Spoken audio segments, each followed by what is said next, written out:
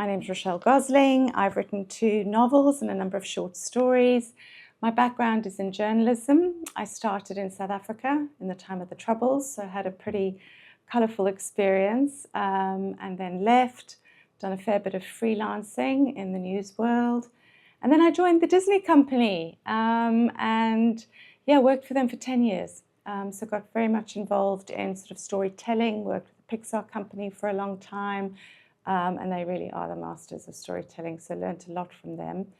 And then, now I've just been sort of focusing on my writing, trying to get a Substack up and running and all the pain that goes with that.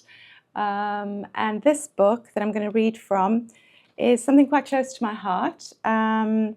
It is set partly in the UK and partly in a part of South Africa called the Karoo, which is really a desert wasteland.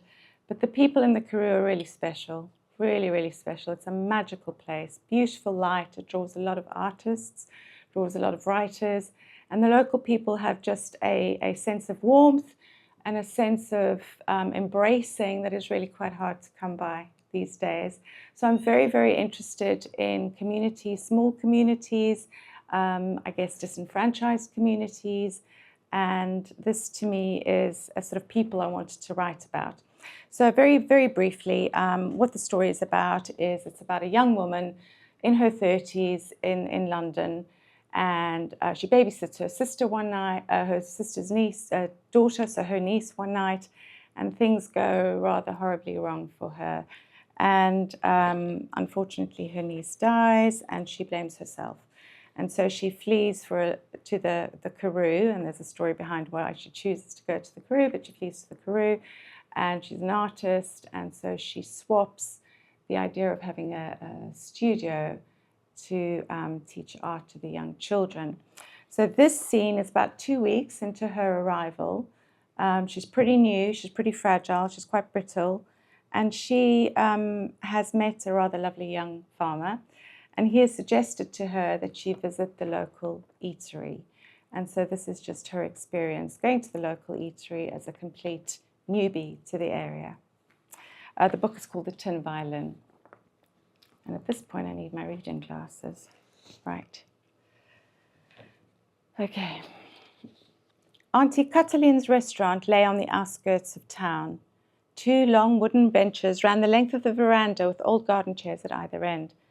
A group of German tourists chatted quietly at the far end of the railway sleeper table. Rebecca sat opposite a dreadlocked 30-something and his girlfriend. She'd come on Barnabas's recommendation for the fete cook, the savoury donut the auntie was known for. The woman herself waddled over, wearing a pale yellow pinafore which strained over her fulsome hips and breasts and a bright red headscarf. She slid the savoury mince fete cook onto Rebecca's plate and then with a broad smile said, "You are the English lady staying at Bidderfontein." Rebecca nodded and smiled back. Even though it was already 6 p.m., the sun was still high. Rebecca jiggled her chair back into a patch of shade and took a long sip of homemade ginger beer, the hot fizz in its frosted glass deeply refreshing. Today had been a good day, despite the headache. Barnabas had told her earlier that the auntie was also a traditional healer, and that she should ask for the special muti which could cure a hangover in 30 minutes. She wished she could.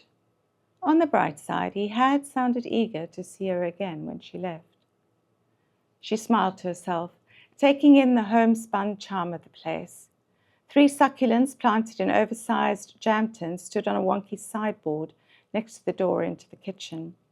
Enamel mugs and plates hung from wire strung under the rafters. A chicken scuttled away and under the table as Rebecca smoothed a crease out of the oilcloth. "The children like your lessons. My granddaughter says you are very clever. I will get the children to sing for you later. Let me just finish with this," Auntie said, nodding at the heap of steaming food on her oval platter. Shortly afterwards, 5 children in clean but tattered clothes filed out of the kitchen and arranged themselves behind the hippie couple where Rebecca could see them best. The youngest girl started to sing, while 3 boys and a much older girl hummed in the background. The table fell silent, all eyes on the children. The soft, sweet whisper voice grew louder as the older children joined in. 'Twas grace that taught my heart to fear, and grace my fears relieved. How precious! Rebecca was struggling to swallow. The masticated dough stuck in her throat. She felt the heat rise up the back of her neck as she tried to quell her emotions. She took a quick swig of her cold drink and then a deep breath. I'm not choking. I'm not choking, she repeated in her head. This had happened before. It was important just to stay calm, drink water, and breathe. It would pass as soon as she relaxed. 'Twas grace has brought us safe thus far, and grace will lead us home. She swallowed hard. Her throat constricted, and she couldn't hold back the peppery tears flooding her eyes. Rebecca scraped her chair back, the metal screeching against the cement floor. Her palms were wet as she pushed a few banknotes under the placemat before hurtling down the steps to her car. There she fumbled with the keys, trying to get them into the lock, her fingers loose.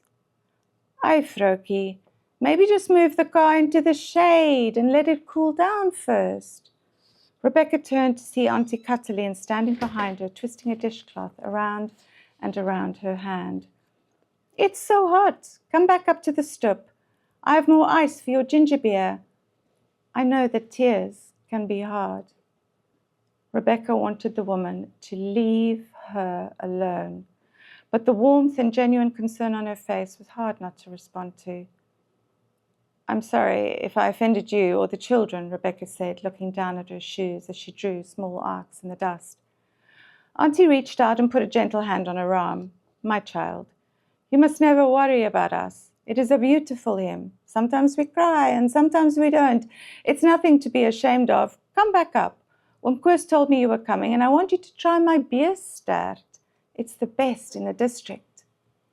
Rebecca found herself meekly following the old lady back up the stairs. The children had disappeared, and the rest of the diners took no notice of her. She was so relieved. Auntie Cataline topped up her glass. "In the old days, when I was a girl, oxtail was the cheapest part of the cow. Now it's very expensive. But it's king's food, Miss Rebecca. You must try it." After serving her, Auntie Cataline pulled up a chair.